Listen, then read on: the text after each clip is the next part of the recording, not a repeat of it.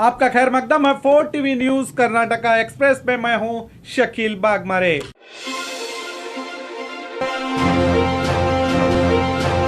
Second PUC के exam में हिजाब की इजाजत पर कोई सवाल नहीं, शिक्षा मंत्री। पिछले साल ही शुरू हुए हिजाब की लड़ाई से राज्य में रहे 5000 स्टूडेंट ने अपनी पढ़ाई ही छोड़ दी, जो एक निजी चैनल के सर्वे में बात पता चली है। मार्च 9 तारीख को पीयूसी सेकंड ईयर की एग्जाम शुरू हो रही है। इस पर शिक्षा मंत्री ने कहा कि हिजाब का फैसला अभी सुप्रीम कोर्ट में है, तब तक एग्जाम में हिजाब को इजाजत देना है या नहीं, इस पर कोई फैसला नहीं आया है, कहा शिक्षा मंत्री ने।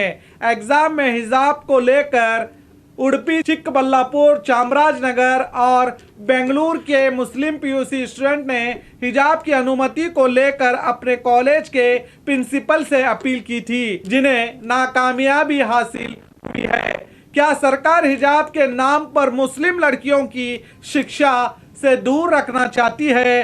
क्या आज शिक्षा से बढ़कर हिजाब है? यह सरकार को सोचना चाहिए। जबकि बेटी पढ़ाओ बेटी बचाओ का नारा देने वाली सरकार आज हिजाब के नाम पर देश की बेटियों को शिक्षा से दूर कर रही है। बीजेपी ऑफिस में शराब पार्टी। हासन जिला सकलेशपुर बीजेपी ऑफिस में स्थानीय बीजेपी के पदाधिकारियों की ओर से पिछले दिनों हुए ग्राम पंचायत इलेक्शन के हार को भूलने के लिए शराब पार्टी किया जाने की बात सूत्रों से पता चली है। एक तरफ मोदी बार बार कर्नाटका का दौरा कर रहे हैं और दूसरी तरफ इनके कार्यकर्ता बीजेपी के ऑफिस में ही शराब पीकर पार्टी को डैमेज करने में लगे हैं। संगोली रायन्ना की समाधि का दर्शन किया केंद्र रक्षा मंत्री राजनाथ सिंह ने। ये वही संगोली रायन्ना है जिन्होंने अपनी रियासत कित्तूर को बचाने के लिए अंग्रेजों से लड़ा था। एमएलए की कार को रोककर घेराव किया गांव के लोगों ने। गुलबर्गा जिला जेवर्गी तालुके के नेलोगी रोड पर एमएलए अजय सिंह की कार आते देखकर रास्ते पर पत्थर लगाकर रोका गांव के लोगों ने। यहां के गांव के लोगों की मांग थी कि इस इलाके में चल रहे रेत माफिया पर लगाम लगाया जाए, जिसकी जानकारी कई बार विधायक से की गई थी कि इस पर रोक लगाया जाए। कोई ठोस कदम न उठाने से नाराज गांव के लोगों ने आज एमएलए की कार को रोककर उनकी एक ना सुनकर क्लास लेते दिखाई दिए गांव के लोग। एमएलए अजय सिंह जेवर्गी क्षेत्र से मौजूदा कांग्रेस विधायक हैं। काफी समय तक हुई बहस के बाद भरोसा दिया कि जल्द से जल्द इन रेत माफियाओं पर कानूनी कार्रवाई की जाएगी।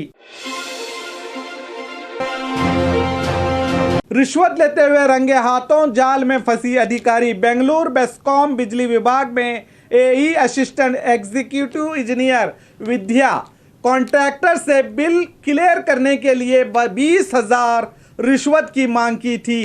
एई विद्या ने एडवांस में 5,000 लेते समय लोकायुक्त अधिकारियों ने रंगे हाथों एई विद्या को पकड़ कर केस दर्ज किया है। बढ़ती महंगाई के खिलाफ कांग्रेस का प्रोटेस्ट। कल ही देश की मोदी सरकार ने महंगाई का तोहफा दिया है।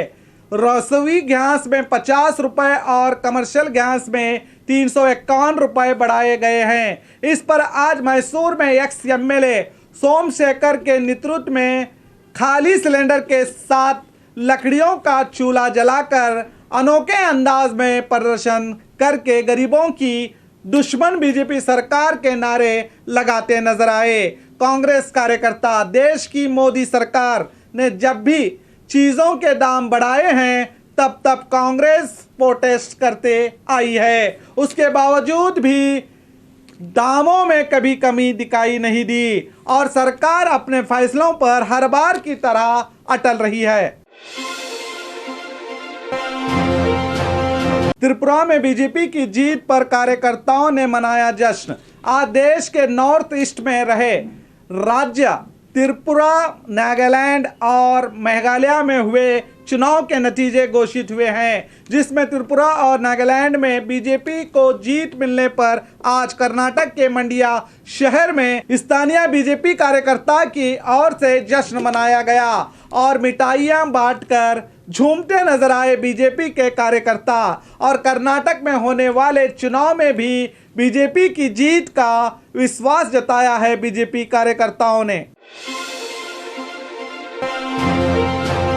अवैध राशन चावल सप्लाई पर पुलिस की रेड। रायचूर जिले लिंगसूर तालुके के पुलिस इंस्पेक्टर अशोक की ओर से रेड करके मिनी ट्रक और 15,000 कीमत के राशन के चावल के साथ 2 की गिरफ्तारी करने में कामयाब रहे पुलिस वाले। ये लोग घर घर जाकर राशन चावल खरीद कर इन्हें दूसरे राज्यों को भेजा करते थे। इस पर मुदगल पुलिस थाने में मामला हुआ है दर्ज। आने वाले 90 दिन होगी सबसे ज्यादा गर्मी, मौसम विभाग की चेतावनी। आने वाले मार्च, अप्रैल, मई में इस बार कर्नाटका में सबसे ज्यादा गर्मी होने का अंदेशा जताया है मौसम विभाग ने, जो बच्चों और बूढ़ों पर हो सकता है इसका बुरा असर। जनता को सतर्क रहने की सलाह दी है बेंगलुरु मौसम विभाग के डॉक्टर प्रसाद ने।